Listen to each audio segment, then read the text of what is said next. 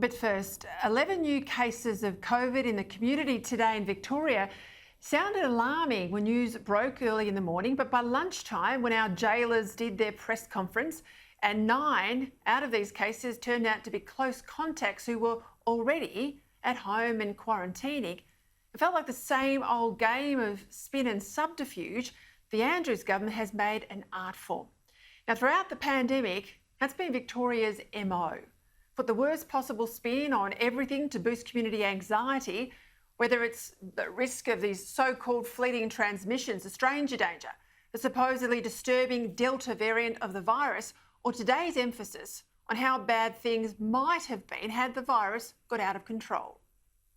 We've got disturbing news overnight, and we just need to take every single day as it comes. It is still, in many ways, a rapidly evolving virus. You either run this variant to ground, as we've heard. In another one of the Victorian government's interminable media conferences today, despite repeated invitations to do so, ministers and officials gave no hint of what the future might hold, whether the lockdown might end sooner than Friday, or whether it might extend over the long weekend. Everything they said depended on the health advice.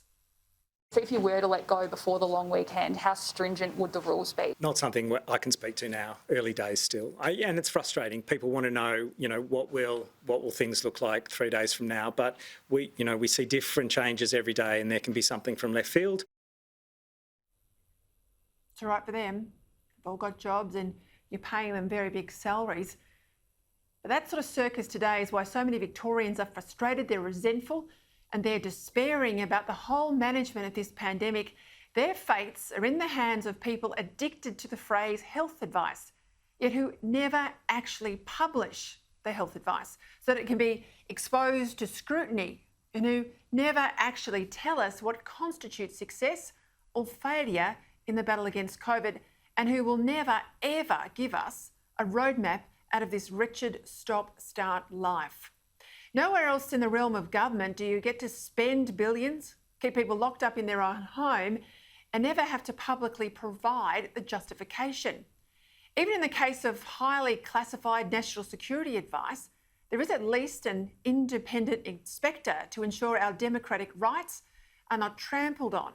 Yet in Victoria, not even the Parliament gets to see Brett Sutton's advice.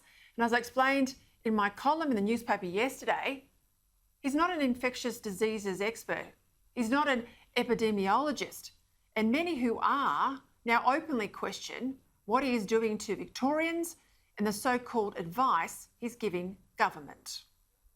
He used to be a registrar in a hospital, a peripheral hospital in Melbourne. He subsequently left that position. I think he's done written some papers or whatever, and somehow he's managed to become the Chief Health Officer. Yeah, a celebrated paper last May on climate change. Well, today marks the very sorry total of 167 days since mid-March last year that the people of Melbourne have been under virtual home arrest. That's 5.5 months out of the last 14 stuck at home. Now, by contrast, Sydney-siders have had to endure just 7 weeks stuck at home and under much less stringent conditions. No curfew, no ring of steel around the city, and no restrictions on how far they travel and what they need to do when they're out and about. Is it any wonder that Melbourne is at the end of its tether? Yet the serial incompetence dictating our lives here in this failed state still can't even get the basics right. The online vaccination booking system is still not up and running, despite $6 million being allocated to build it back in January. The vaccination hotline still routinely crashes, and only now, a fortnight into this outbreak, are staff at the impacted aged care facilities being COVID tested daily. Here's a taste of what greets Victorians trying to book in for a vaccination. To book a vaccination appointment or to change a booking, press 1. Due to a high volume of calls, we are currently unable to take your call. Please try again later.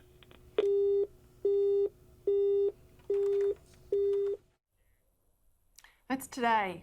And here's the spin from the so-called COVID commander talking up a system that clearly he hasn't used in a long time and is still 10 days into this lockdown, woefully understaffed. Look, the pressure on the booking system is a lot less than we had certainly a week ago. It's still pressured. I appreciate that people are still having to make repeated efforts. Having said that, we are, the only state who at scale and at volume is offering vaccinations to the wider community. So I think I can appreciate it's a little bit frustrating, but I think people are getting through. A 2-week lockdown of 5 million people for a disease that only tonight has 3 people in hospital, all of them, we're told, doing well, is a ludicrous overreaction by a government that doesn't trust itself to get anything right, yet has made the elimination of this disease the only thing that counts. Hence the dread spreading across Melbourne tonight that this lockdown might yet go on beyond Friday. Last week, Federal Treasurer Josh Frydenberg assured radio host Neil Mitchell that he wouldn't bail out Victoria. He wouldn't bail out Victoria without seeing, he said, the health advice. Will you, if you're going to give support to Victoria, which you clearly are, would you ask to see the advice on which, the medical advice on which they base this lockdown? In other words, was it necessary or was it political?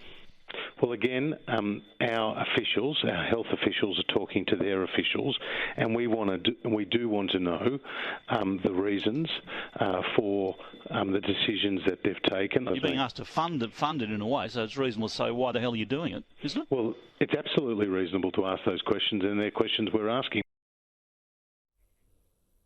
They got the bailout anyway. More millions from taxpayers around the country who I know, if half of what they're saying on radio and social media is true, are sick to death of paying for Victoria's incompetence.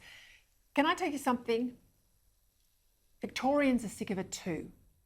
We're sick of politicians in Canberra making excuses and bailing out this motley crew of idiots running Victoria. We're sick of having our lives put on hold on the basis of health advice that no one's allowed to see or to contest, and health advice that's routinely contradicted by people who are genuine experts in this field. We're sick of the mental health costs of these lockdowns far exceeding the COVID risk. If you think I'm being too tough here, just tell me one thing, just one thing the Andrews government has managed to get right in this pandemic. Just one. And you can't, can you? Because there isn't one thing. It's been calamity after calamity, tracing, testing, hotel quarantine, the whole box and dice. Come Thursday, it'd be a travesty, a total abrogation of our democracy if this lockdown were to be extended a minute past midnight without the full publication of the detailed health advice so that we can finally see whether the pain has been justified or whether it's just an easy way out for inept officials and politicians terrified of taking responsibility for anything.